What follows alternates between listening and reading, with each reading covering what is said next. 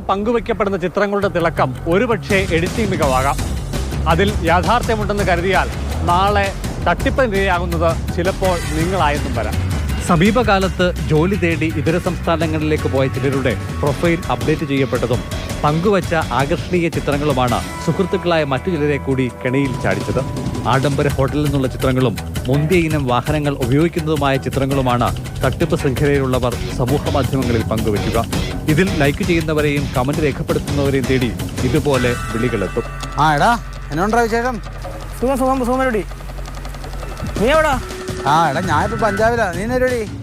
രക്ഷപ്പെട്ടോ നീ? പിന്നെ മോനെ, ഞാനിപ്പോ ഒരു കിടിലം പരിപാടിക്കായിട്ട് നടക്കുമല്ലേ. നമ്മുടെ ലൈഫൊക്കെ രക്ഷപ്പെട്ടില്ലേ മോനെ. സാലറിയും പ്രൈസും കാര്യങ്ങളൊക്കെ ഇവിടെ എന്ന് പറഞ്ഞാൽ 400-ലധികം കമ്പനികൾ വരുന്നുണ്ട്. 160-ലധികം രാജ്യങ്ങളായിട്ട് 400-ലധികം കമ്പനികൾ വരുന്നുണ്ട്. 32-ലധികം ഇൻഡസ്ട്രീസ് വരുന്നുണ്ട്.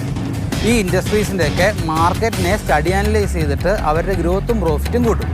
അങ്ങനെ ചെയ്ത് കഴിയുമ്പോൾ നമുക്കൊരു ഇൻകം ജനറേറ്റ് ആവുകയും ആ ഇൻകം നമുക്ക് അതിൻ്റെ അകത്തുനിന്നൊരു പ്രോഫിറ്റ് നമുക്ക് കിട്ടും. അങ്ങനെയാണ് കിട്ടുന്നത്. ആ പ്രോഫിറ്റ് നമുക്ക് ലൈഫ് ലോങ് ഇങ്ങനെ കിട്ടിക്കൊണ്ടിരിക്കുക. അതിനാണ് റോയാലിറ്റി പ്രോഫിറ്റ് എന്ന് പറയുന്നത്. അങ്ങനെയാണ് നമുക്ക് പൈസ കിട്ടുന്നത്. ആറന്മുള സ്വദേശിയായ യുവാവ് 1 ലക്ഷം രൂപ മുടക്കിയാണ് ജോലിയിൽ പ്രവേശിച്ചത്. മാസം 3 കഴിഞ്ഞിട്ടും ശമ്പളം കിട്ടിയില്ല. മുടക്കിയ പണവും നഷ്ടപ്പെട്ടുവെന്ന് ഉറപ്പാക്കിയതോടെ പഞ്ചാബിൽ നിന്നും ഒളിച്ചു കടന്നു. പണം സ്വീകരിച്ചത് ആറന്മുള സ്വദേശിയായ ചിലരാണ് എന്നതിനാൽ ഇവിടെ പോലീസിൽ പരാതി നൽകുകയാണ് ഉണ്ടായത്. തട്ടിപ്പിന് പിന്നിൽ വലിയ ആസൂത്രണമുണ്ടെന്നാണ് യുവാവിന്റെ പക്ഷം. ആളുകളെ വിളിച്ചു ചേർക്കുവാണ്. ഇവിടെ ജോബ് ഓപ്പർച്യൂണിറ്റി ഉണ്ട്. അപ്പോൾ ഒരു ലൈസൻസ് കോസ്റ്റ് എന്ന് പറഞ്ഞ് ഈ പൈസ അടച്ചു കഴിഞ്ഞാൽ നമുക്ക് ജോലി കിട്ടുമെന്ന് പറഞ്ഞുകൊണ്ടാണ് ആളുകളെ ചേർക്കുന്നത്. അങ്ങനെ ചേർത്ത് കഴിഞ്ഞിട്ടാണ് ഈ വരുന്ന ആളുകളെ കൊണ്ടും ഇതേപോലെ ആളെ ചേർക്കുന്ന പരിപാടി മാത്രമേ ഉള്ളൂ. ആളെ ചേർത്ത് അവരിൽ നിന്ന് കാശ് വാങ്ങുക, അത്രേ ഉള്ളൂ അവിടെ പരിപാടി. സഹോദരിയെയും സഹോദരി ഭർത്താവിനെയും കൂടി ഇയാൾ ശൃംഖലയുടെ ഭാഗമാക്കിയിരുന്നു. തട്ടിപ്പ് തുടക്കത്തിലെ തിരിച്ചറിഞ്ഞ അവർ ഒരാഴ്ചയ്ക്കുള്ളിൽ ജോലി മതിയാക്കി. അതിനാൽ പണം മടക്കി കിട്ടി. പണം മുടക്കി ജോലിയിൽ പ്രവേശിക്കുന്നവരൊക്കെ തന്നെ മണി ചെയിൻ ശൃംഖലയുടെ ഭാഗമാവുകയാണത്രേ. ഇടുക്കി സ്വദേശിയുടെ 2 ലക്ഷം രൂപയാണ് നഷ്ടപ്പെട്ടത്. ശമ്പളമില്ലാതെ മാസങ്ങളോളം ജോലി ചെയ്തു. ഞങ്ങൾ പോവെന്ന് പറഞ്ഞു കഴിഞ്ഞാൽ ഞങ്ങൾ ഭയങ്കര ലോക്ക് ചെയ്യുന്ന കഴിഞ്ഞാൽ ഞങ്ങളെ മോട്ടിവേഷൻ ആൾക്കാർ വരും, പോകാൻ സമ്മതിക്കത്തില്ല. കാരണം ഒരാൾ സ്പ്രെഡ് ചെയ്ത് നാട്ടിൽ വന്നു കഴിഞ്ഞാൽ വേറെ കോടികളായിരിക്കും മാറുന്നത്. സ്വതന്ത്രമായ സഞ്ചാരം, മൊബൈൽ ഫോൺ ഉപയോഗം എന്നിവയ്ക്ക് കടുത്ത നിയന്ത്രണങ്ങളാണുള്ളതെന്ന് വഞ്ചിക്കപ്പെട്ടവർ പറയുന്നു. ആറന്മുള സ്വദേശികളായ 2 പേരും കൊല്ലം സ്വദേശിയായ മറ്റൊരുവനുമാണ് കേരളത്തിൽ നിന്നും ശൃംഖലയിലേക്ക് ആളുകളെ കൂട്ടുന്നതിന്റെ മുഖ്യ കണ്ണികളെന്നാണ് പരാതി.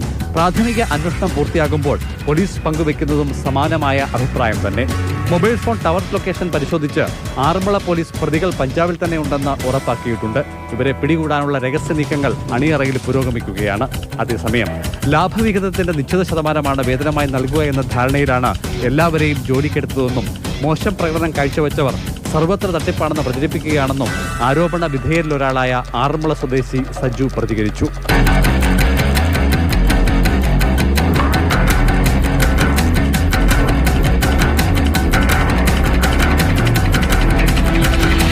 C K Abhilal, Mathrubhumi news, Pathanamthitta.